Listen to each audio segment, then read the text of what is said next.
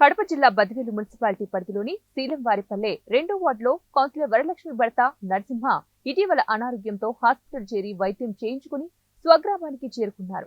కార్యకర్తల ద్వారా ఈ సమాచారాన్ని తెలుసుకున్న మున్సిపల్ చైర్మన్ వాకమల్లు రాజగోపాల్ రెడ్డి స్థానిక వైసీపీ ఇంటికి వెళ్లి వారిని పరామర్శించి వారి ఆరోగ్య వివరాలను అడిగి తెలుసుకుని సంపూర్ణ ఆరోగ్యంతో కోలుకోవాలని కోరుకున్నారు. ఈ కార్యక్రమంలో చెన్న కృష్ణారెడ్డి, వెంకట సుబ్బయ్య, చెన్నయ్య, సుబ్బారెడ్డి, వైసీపీ నాయకులు, కార్యకర్తలు పాల్గొన్నారు.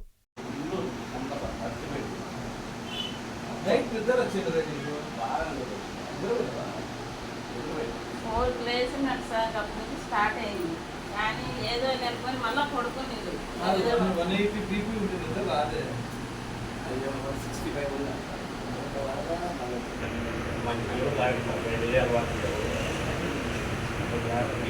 ఏం జరుగుతుంటే